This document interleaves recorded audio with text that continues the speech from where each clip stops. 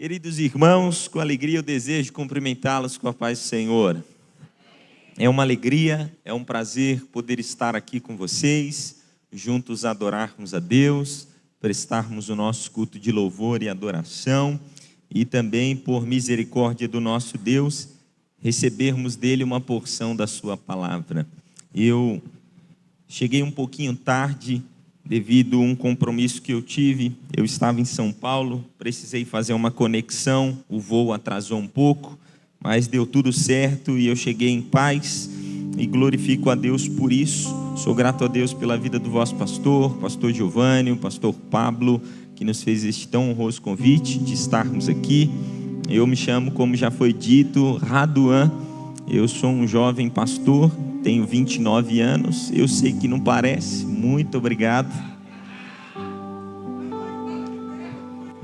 Faz pouco tempo que eu moro aqui no estado de Minas Gerais, precisamente na cidade de Sete Lagoas. Eu me casei no ano de 2020, passei a Macedônia e vim embora. Eu sou um jovem paulista, fui nascido e criado em São Paulo.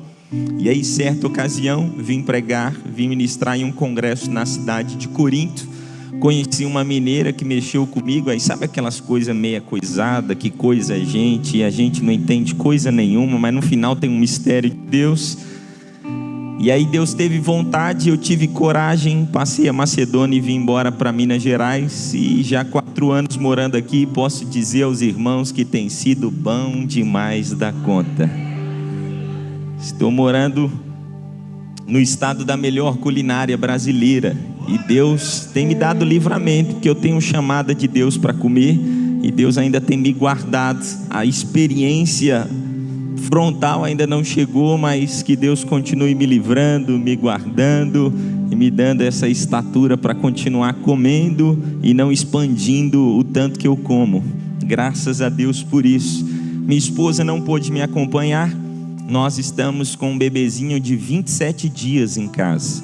Meu pequeno Benjamin nasceu recentemente. Amanhã ele está já se preparando para ser um ex-recém-nascido. Já passaram-se 27 dias, amanhã 28. E graças a Deus por essa bênção que Deus nos deu. Eu sou vizinho do pastor Juninho, assim como vocês o chamam. Deus me presenteou de estar do lado de pessoas de Deus. E glória a Deus por isso. Trago saudações dos irmãos da cidade de Corinto.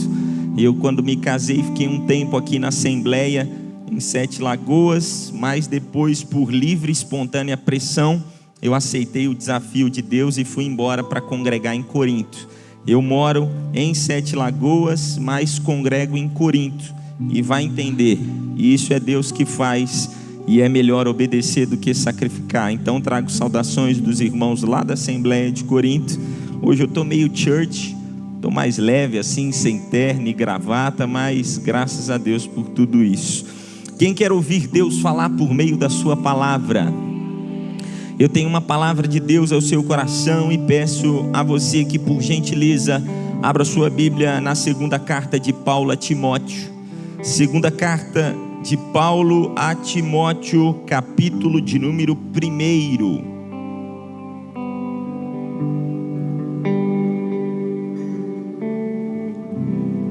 Segunda carta de Paulo a Timóteo, capítulo 1. Eu quero ler com os irmãos os versículos de número 16 e 17.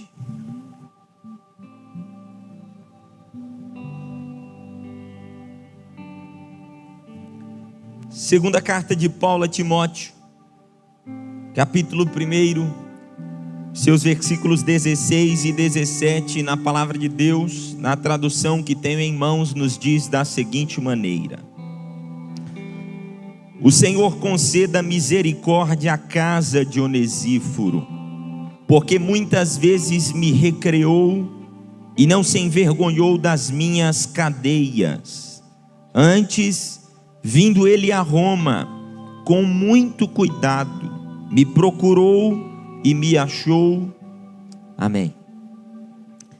Eu quero falar com vocês sobre um tema que Deus pôs ao meu coração.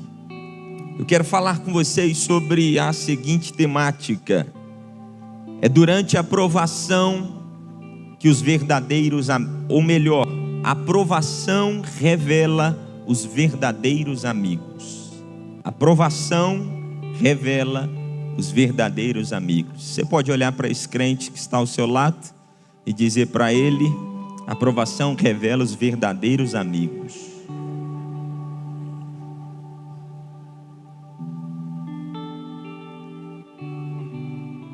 Quando pessoas notáveis, pessoas influentes, estão prestes a morrer, ou como costumamos dizer, à beira da morte, pessoas dessa envergadura, deste grau de conhecimento ou de influência, estão à beira da morte.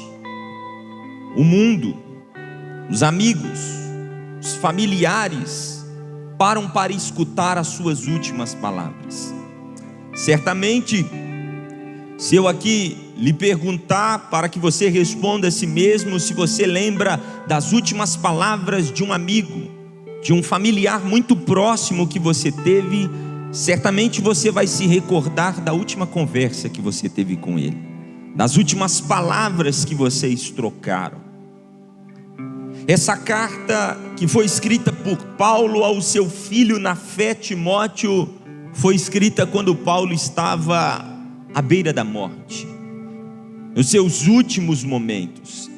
E nos seus últimos momentos ele libera, ele compartilha sábias palavras que reverberam como recomendações finais, como uma orientação de Deus. Um dos homens mais sábios, influentes e amado de toda a história do cristianismo foi o apóstolo Paulo. Certamente, talvez, ou melhor dizendo, certamente você gostaria de ter alguns minutos com Paulo, perguntando para ele como foi enfrentar a ilha de Malta, como foi passar pelo naufrágio e permanecer de pé, ou como ele escreve a carta à igreja de Filipos, algemado, preso, impedido de viajar, e ainda assim escreve a sua carta mais alegre, a sua carta mais feliz. O apóstolo Paulo foi uma das pessoas mais influentes, e quando ele escreve esta carta, na sua segunda carta a Timóteo, Paulo apresenta as suas palavras finais, e isso tem um propósito. Qual o propósito desta carta de Paulo a Timóteo? Essa carta ela foi escrita para dar instruções e encorajamento. Enquanto Paulo está escrevendo esta carta a Timóteo, ele não está endereçando somente a ele, como também ele está voltado para toda a igreja. Ele quer chamar a atenção de todo o público a um assunto muito importante. Paulo escreve essa carta ainda com uma finalidade. E qual a finalidade que Paulo escreve essa carta? De passar o bastão. Ele sabia que estava próximo da sua partida. Ele sabia que dali poucos instantes ele partiria. Então ele está escrevendo essa carta para encorajar, para fortalecer e também instruir, mas sobretudo passar o bastão. Ele está passando o bastão a Timóteo. É interessante que enquanto Paulo está escrevendo essa carta, mesmo estando à beira da morte, próximo dos seus últimos suspiros, é interessante ressaltar que Paulo estava vivo, mas ele estava vivo e ao mesmo tempo ele estava à beira da morte. E isso soa um tanto quanto paradoxo, contraditório. Como alguém pode estar muito bem vivo e ao mesmo tempo estar em uma condição terminal? Como isso acontece? Paulo não estava à beira da morte devido a uma enfermidade. Paulo não estava à beira da morte devido a uma doença. Paulo estava à beira da morte devido à sua condenação. Paulo havia sido condenado por questões políticas. E qual era o motivo de sua condenação? Pregar o evangelho, anunciar o Cristo ressurreto. E por causa de estar pregando o evangelho, anunciando o Cristo que salvou e transformou a sua vida, ele se torna agora alguém perseguido. E muito mais do que perseguido, ele foi condenado, ele está preso. E onde Paulo se encontrava naquele momento? Paulo ele estava em uma presa e fria prisão romana. Paulo ele estava preso em uma fria e úmida prisão romana, conhecida e chamada como prisão mamertina. A prisão mamertina, para que os irmãos tenham um nível de conhecimento e compreensão do que eu quero que vocês adentrem no conhecimento do que Deus quer falar nessa noite. A prisão mamertina era como uma tampa de bueiro. Sabe quando você passa na rua e vê aquela tampa de bueiro? A prisão mamertina era mais ou menos isso. Era uma tampa onde eles tiravam, jogavam o prisioneiro a 15, 20 metros de profundidade, e lá ele ficava, sem luz do dia, sem comida, defecava lá, se alimentava lá. Quando o prisioneiro na prisão mamertina, ele não era decapitado, ele morria de pneumonia, ele morria de alguma doença. Paulo não está doente, Paulo não está enfermo, mas ele está ciente que ele está próximo da sua partida. É tanto que no capítulo 4 e no versículo de número 6 ele diz: o tempo da minha partida está próximo. Eu sei que eu vou partir, eu sei que eu estou passando dessa para melhor. Paulo está no corredor da morte, na antessala do martírio. Ele está próximo da sua decapitação, mas ele para dar conselhos a Timóteo. Ele para orientar a Timóteo e a igreja do Senhor. Paulo estava em Roma, em uma situação completamente desfavorecida, como um prisioneiro. Neste momento todos o haviam abandonado. E o interessante dizer é como alguém da envergadura de Paulo poderia estar abandonado. Como alguém como Paulo poderia estar só, ao ponto que ninguém gostaria de estar ao lado dele. Como isso? Porque Paulo está abandonado? Eu peço somente que você redobre um pouco da sua atenção para entender o porquê Paulo estava abandonado. No ano 64 depois de Cristo, houve um terrível incêndio em Roma. E durante esse incêndio que ocorreu em Roma, o imperador Nero, um homem insano, um homem perverso, um homem mau, pois a culpa dessa tragédia, desse incêndio, nos judeus e nos cristãos. A história vai dizer que o incêndio que ocorreu em Roma, o fogo durou 6 dias e 7 noites. Existiam 14 bairros em Roma. Dos 14 bairros que existiam em Roma, 10 foram destruídos completamente, restando apenas 4 bairros. Desses 4 bairros, 2 saíram ilesos, não sofreram nada, não passaram por nada. E quando foram analisar esses 2 bairros que passaram ilesos pelo incêndio, encontraram uma grande concentração de cristãos e judeus. Quando o imperador Nero olhou para isso, ele enxergou como uma boa oportunidade de culpar os cristãos pelo incêndio que havia acontecido. Enquanto o fogo pegava, enquanto a chama lambia os bairros, historiadores vão dizer que o imperador Nero, no topo da sua torre em Mecenas, ouvia músicas líricas e ria, gargalhava da tragédia que acontecia. Mas Raduan, então me explique o porquê Paulo está abandonado mediante este ponto, este dado histórico.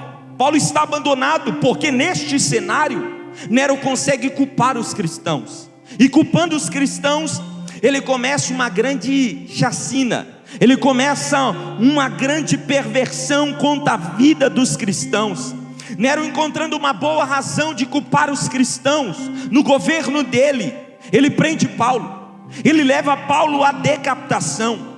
Muitas foram as atrocidades e crimes bárbaros que foram executados no período do governo deste homem. Daí surge uma terrível e sangrenta perseguição. Redobre a sua atenção e note, nesse tempo que Nero consegue culpar os cristãos pelo incêndio, os historiadores vão dizer que os cristãos, quando não eram queimados vivos, eles eram decapitados.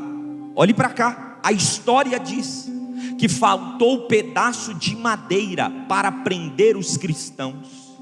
Eles amarravam os cristãos em postes, e eles durante a noite iluminavam os jardins e as cidades. com os cristãos queimados vivos. Os que não eram queimados eram decapitados. Raduan, e o que isso tem a ver com o abandono de Paulo? Todos aqueles que desejassem ir até Paulo, eles poderiam ser recompensados de duas maneiras: decapitação ou queimados vivos. Ninguém queria estar ao lado de Paulo, ninguém queria chegar até ao lado de Paulo. E por quê, Raduan?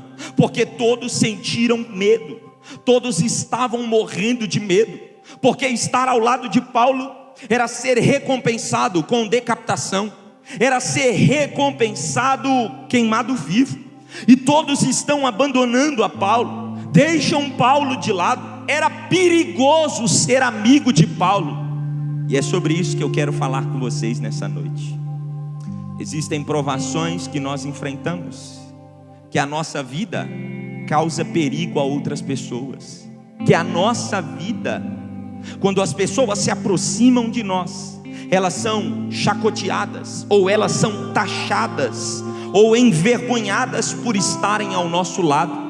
Mas é sobre isso que eu vim falar com você nessa noite. É durante a provação que os verdadeiros amigos de Deus se revelarão para estar ao seu lado. Aquele momento que ninguém quer chegar do seu lado, aquele momento que ninguém quer ser taxado como você, que ninguém quer estar ao seu lado porque não vai ter vantagem. É aquele momento que você não tem o trocado para fazer a carne e o churrasco. É aquele momento que você não tem nada a oferecer. É aquele momento que ninguém quer estar ao seu lado. Paulo então inicia essa carta, abandonado, sozinho, e ele escreve essa carta a Timóteo tratando exatamente sobre esse assunto. Qual assunto? Não sentir vergonha. Paulo inicia essa carta falando sobre as consequências de viver a obra de Deus a Timóteo. Timóteo, se você viver a obra de Deus fielmente, existirá momentos que você sofrerá as consequências, e às vezes até o abandono. Pessoas não vão querer estar ao seu lado, pessoas não vão aproximar de você. Aí Paulo inicia essa carta no capítulo 1 e no versículo de número 8, dizendo as seguintes palavras: portanto, não te envergonhe do testemunho de nosso Senhor. Ele inicia essa carta dizendo: olha, para você seguir a obra de Deus, para você seguir o Deus da obra, você não pode ter vergonha. Quem pôs a mão no arado não pode recuar, não pode voltar. Timóteo, em tempos de provação, em tempos de abandono e vergonha, como eu estou sofrendo, fique em paz, porque Deus sempre preparará um amigo de verdade para estar ao seu lado. Eu vim pregar a você nessa noite, eu vim conversar com você com o recado de Deus nessa noite, que em tempos de provação, que ninguém quer chegar do seu lado, que ninguém quer se aproximar, Deus sabe seu endereço, Deus conhece o número do teu WhatsApp, Deus sabe aonde você mora, e Ele envia verdadeiros amigos, que não se importa a sua dificuldade, que não se importa com a sua provação, que não se importa o que você está passando. Ele não tem vergonha de te socorrer. Paulo está só, Paulo está abandonado. O que Paulo está querendo dizer a Timóteo nesta carta, nas entrelinhas do texto, é: Timóteo, entenda algo, não caminhe sozinho. Olhe para cá, olhe para cá.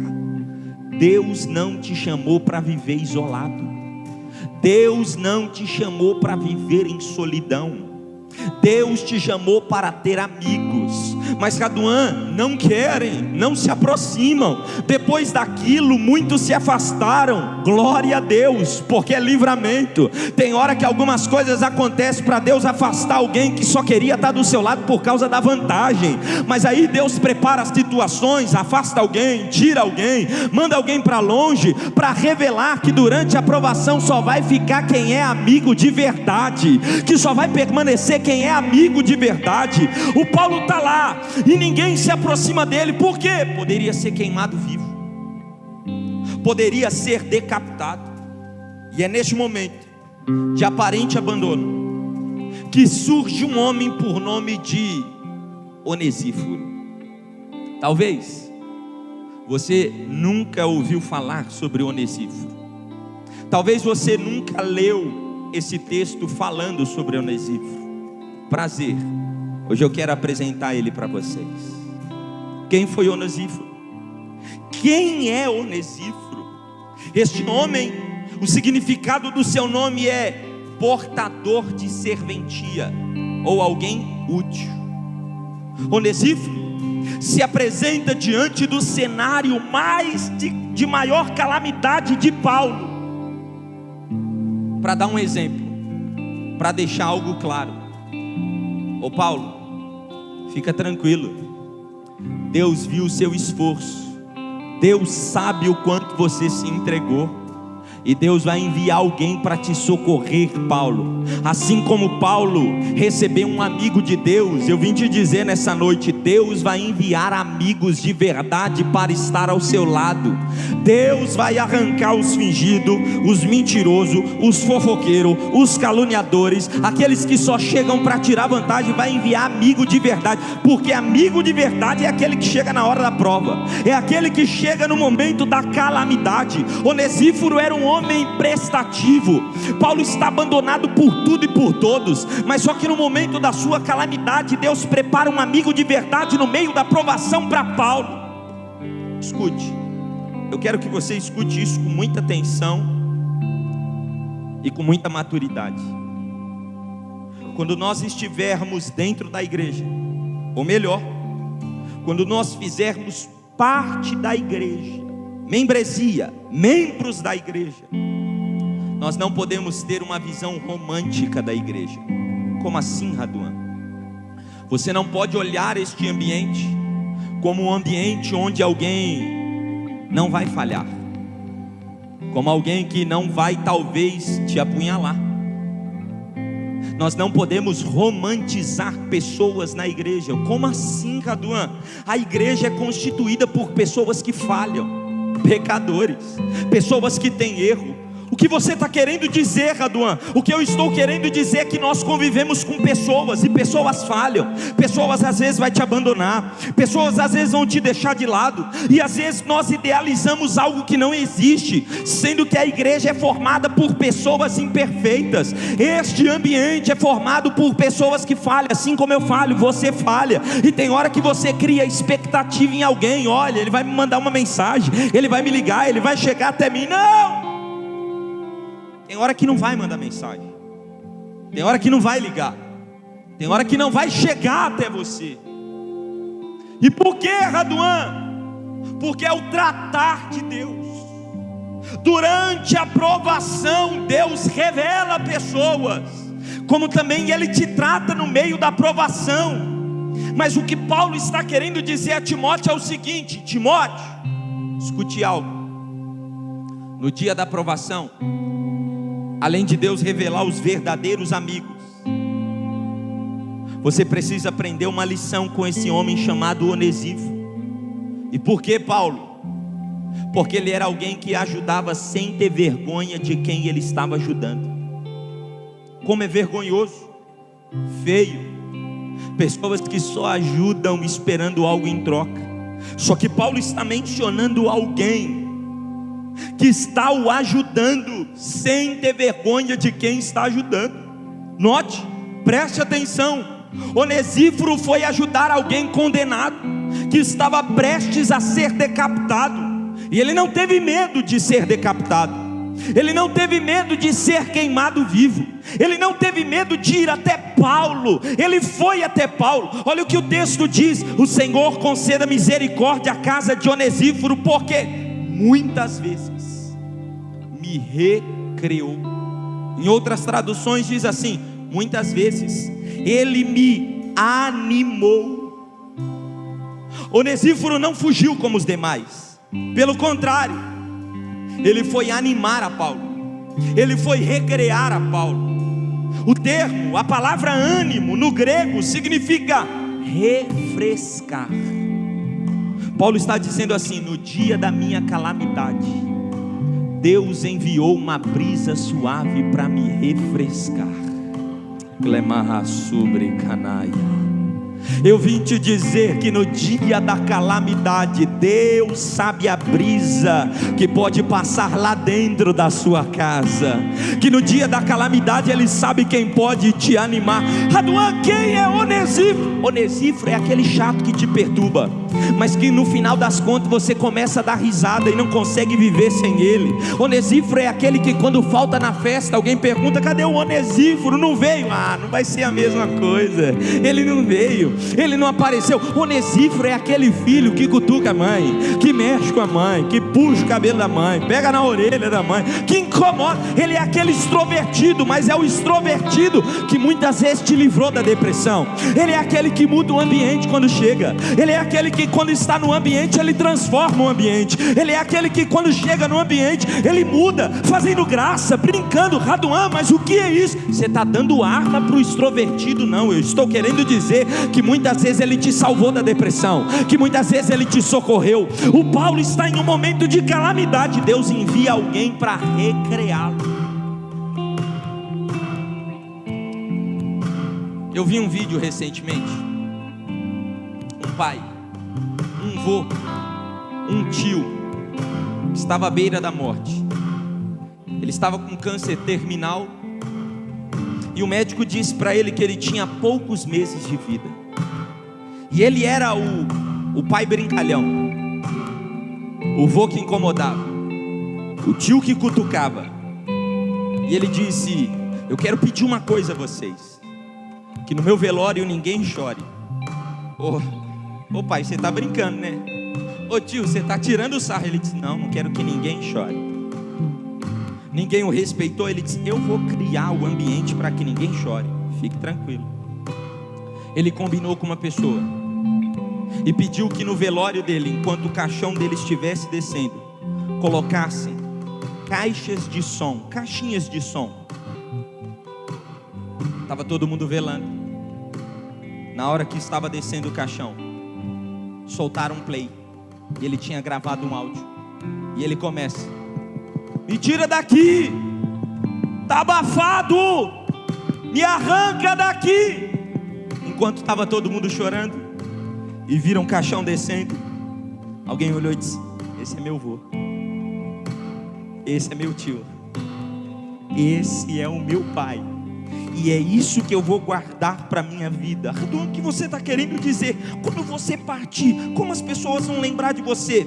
Graças a Deus, já foi tarde. Ou alguém vai dizer: ele fazia diferença, ele era alguém diferenciado. Eu vim te lembrar nesta noite que o Onesíforo é aquele que muda o ambiente, é aquele que não é uma tempestade, é uma brisa suave, só para dar uma quebrada do gelo. Olha para esse crente do seu lado e pergunta para ele: você é terremoto ou você é brisa suave? Quando você chega no ambiente, a confusão nasce, ou a bomba é desarmada. Quando você chega no ambiente, alguém diz: já chegou a prova. Ou alguém diz: vai mudar o ambiente. Ele chegou, vai mudar o ambiente. Ela chegou, porque o Onesíforo muda o ambiente. O Onesíforo chega para recrear, chega para animar. Eu vim te dizer: tem alguém lá dentro daquela casa com saudade de você, com saudade do jeito que você se comunicava, porque os anos passam e a gente vai perdendo detalhes importantes. Antes era meu benzinho, meu amor, meu chuchu, meu coração. Hoje já mudou, as coisas não tem mais isso. Antes tinha abraço, antes tinha beijo, antes tinha bênção, pai, boa noite mãe, boa noite meu bem. Hoje em dia não.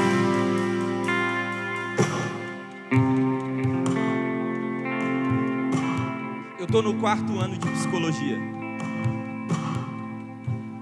e nunca se houve tanta crise, pastor, por falta de comunicação. A gente não se comunica mais, não existe comunicação. Recentemente eu vi um vídeo de um casal que todo domingo de manhã eles iam tomar caldo de cana e comer pastel.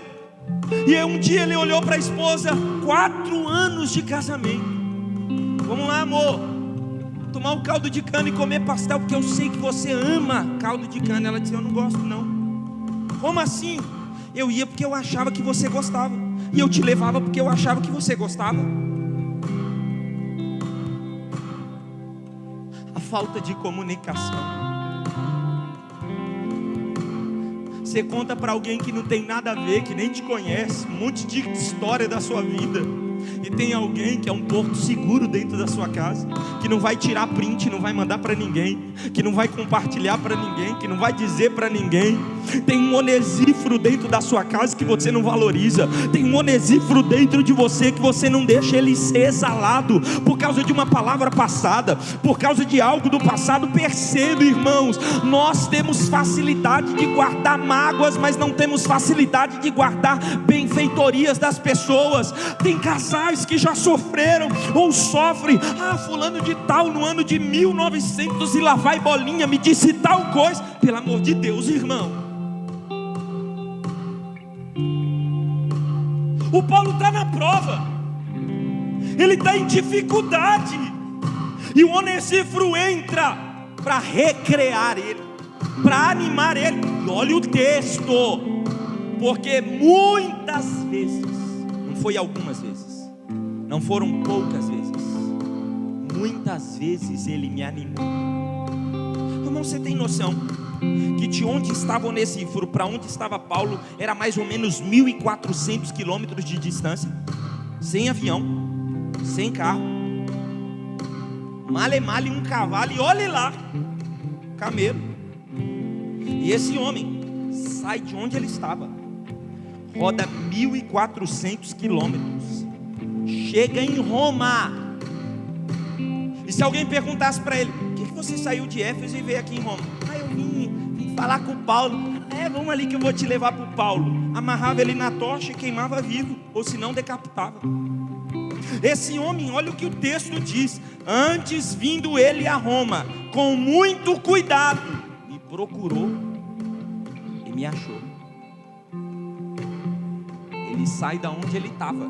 Quando ele escuta que Paulo estava preso, ele sai caladinho, ele sai calado para ir buscar a Paulo, para ir até Paulo. Paulo está mostrando a fidelidade de um amigo de verdade, a fidelidade de alguém que roda quilômetros para socorrer alguém, alguém que não vai recompensar, alguém que não vai dar algo em troca, alguém que não vai dar nada em troca, porque o verdadeiro amigo é aquele que não ajuda por status, o verdadeiro amigo é aquele que não ajuda por recompensa, o verdadeiro amigo é aquele que ajuda não para ser visto ou recompensado, o verdadeiro amigo é aquele que chega e diz: não importa, você não tem nada para me dar, mas eu tenho algo para te dar, porque muitas vezes você me deu alguma coisa, muitas vezes você me ajudou, mas agora é a minha vez de te recompensar. O que Paulo está dizendo a Timóteo é: para ajudar nós precisamos ter coragem.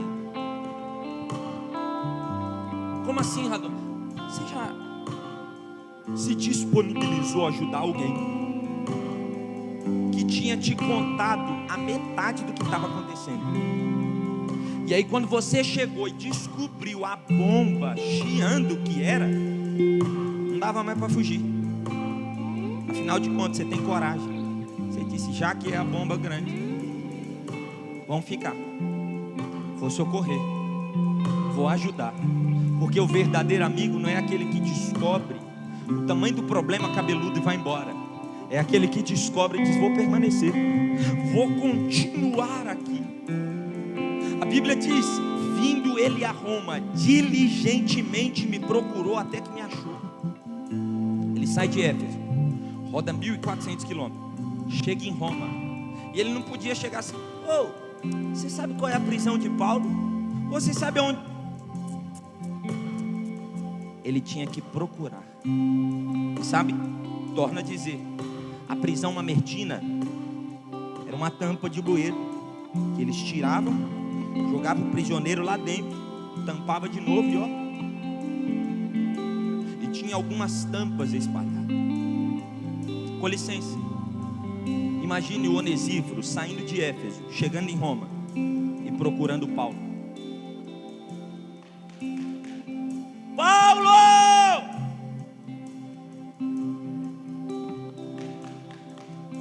Paulo!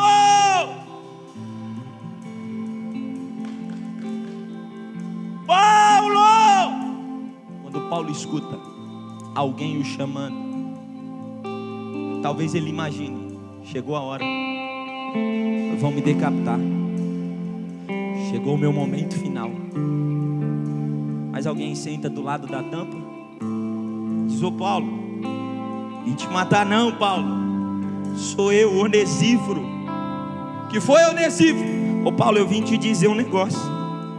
Fica tranquilo, enquanto você está aqui, o evangelho continuou progredindo. Ô Paulo, lembra quando você passou lá na casa da irmã Lídia e pregou na casa dela? A casa dela virou um ponto de pregação. Agora todos os sábados os irmãos estão se reunindo lá, os irmãos têm se convertido. Sabe, o carcereiro conseguiu falar com a família dele, veio todo mundo e está todo mundo crente. Ô Paulo, lembra dos filhos de Zefa que expulsaram o demônio dele? Os meninos foram expulsos do demônio e eles estão crentes e permaneceram. Paulo, a igreja de Corinto está progredindo. Paulo, a igreja de Éfeso está avançando. Ô Paulo, eu tenho que te dizer, sabe, os irmãos bereanos, você nem precisou escrever carta, eles continuam crente. Detalhe, todos os dias eles pegam a Bíblia para examinar tudo que você tem dito. Paulo, o evangelho progride. Paulo, as coisas continuam. Ele não vai contar problema para Paulo, ele não vai contar fofoca para Paulo, ele não vai contar disse-me disse para Paulo. Ele vai recrear, ele vai animar, ele vai levantar. E aí eu te pergunto, que tipo de amigo você é? Seu amigo está na prova, ele não quer saber quem caiu ou quem deixou de cair, ele quer que você socorra. Seja um Onesíforo na vida dele, levanta ele, expande ele, levanta ele, ergue ele, pelo amor de Jesus. O Onesíforo está do lado de Paulo, tendo a oportunidade de desistir, porque socorrer alguém custava a própria vida.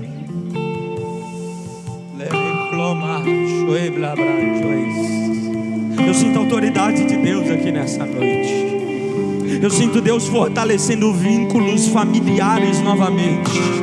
O Senhor veio reatar a comunicação familiar novamente e dizer: eu te chamei para erguer alguém. Ei, Onesíforo, olhe para cá. Não, você não vai mudar seu jeito não, porque é desse jeito que você já salvou alguém, é desse jeito que você já reergueu alguém, é desse jeito que alguém já levantou de novo, é desse jeito que você levanta animando alguém. Mas Raduém, eu sou o ânimo de todo mundo. Mas calma, Deus veio te dizer: pro Onesíforo eu também tenho calmaria, pro Onesíforo eu também tenho socorro, pro Onesíforo eu também tenho ajuda.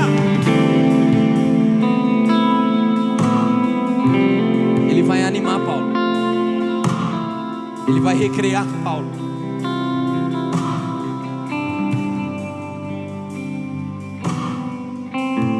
Que tipo de amigo você tem sido? Que tipo de amigo você é? Me dê licença. Que tipo de pai você é? Que tipo de mãe você é? Que tipo de filho você é? Que tipo de noivo? Quem você é para sua família? Se coloque de pé.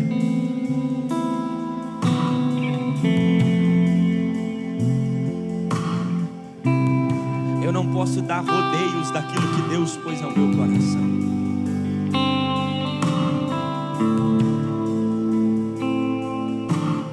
Mas só que existe algo que Deus veio tratar nessa noite. Deus veio reatar o carinho familiar. Deus veio reatar o vínculo da comunicação dentro de casa.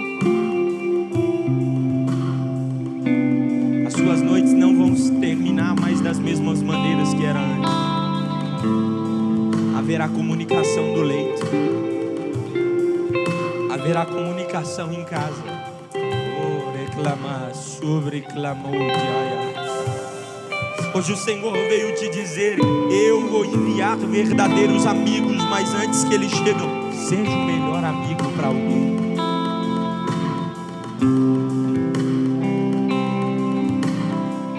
Nessa noite eu preciso te pedir algo. Se alguém da sua casa, da sua família está aqui nessa noite, se está do seu lado ou se não está, eu gostaria que você saísse de onde você está e for dar um abraço nesse familiar seu. Você vai dar um abraço e vai segurar ele nesse abraço. Abraça ele, nesse abraço segura ele, segura ela e diz: eu quero ser uma brisa suave para você. Isso, segura ele nesse abraço caloroso, familiar.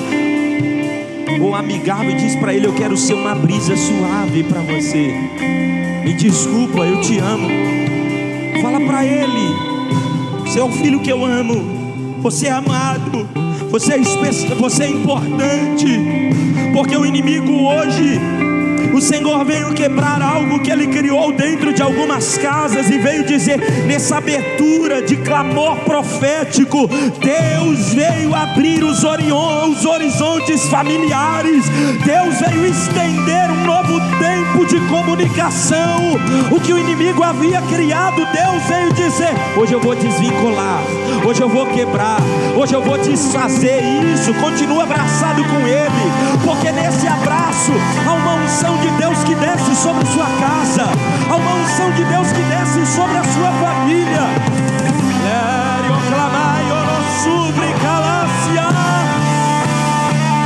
Eu sinto Deus aqui nessa noite.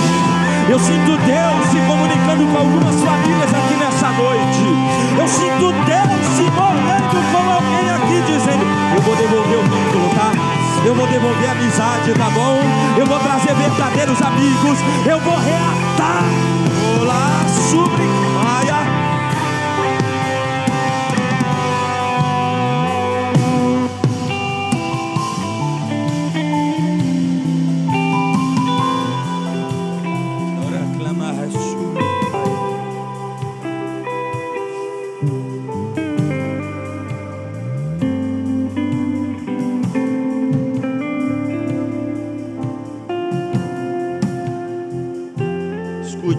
E eu já oro.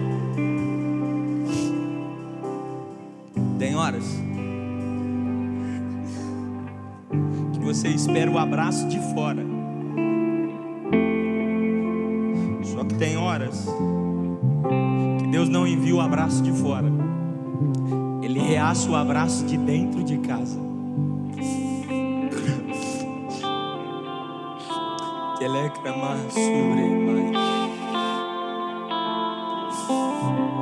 Esse vínculo familiar de Deus vai tomar o lugar dele novamente. O inimigo quis criar, ou melhor, ele quis quebrar o vínculo, mas Deus veio dizer: hoje eu vou levantar onesíforos dentro da sua casa. Hoje eu vou despertar o onesíforo que está dentro do seu lar.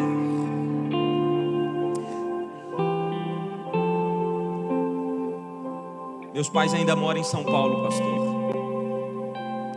E eu sou um onesíforo dentro de casa. Estou falando do que eu faço. Meu pai tem 67 anos. Obrigado. Eu chego na casa do meu pai. Eu pulo no meio da cama dele. Eu beijo ele.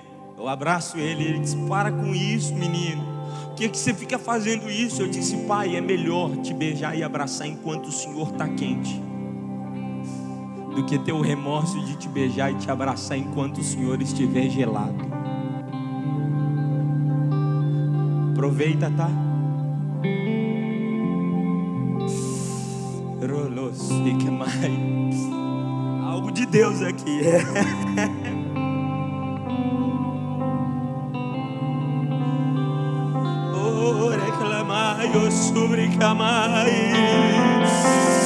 Deus está tirando a mágoa do coração de alguém aqui, pastor Pablo.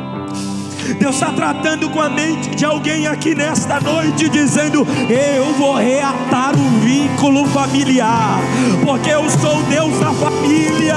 E no meio dessa casa, no meio dessa família, o inimigo não vai se andar, o inimigo não vai brincar com você, o inimigo não vai mexer com a sua mente, porque te diz Deus nessa noite: eu vou te recriar novamente. Preciso fazer uma oração, permita, pastor. Eu acho que você já percebeu que eu não vim brincar de pregar nessa noite. Vim cumprir a agenda, vim cumprir uma obra de Deus nessa noite. Mas eu preciso fazer uma oração especial nessa noite. Tem alguém com algumas pontinhas no seu coração, que impede mergulhar. Mergulhar na família, mergulhar em Deus e em todas as áreas da vida.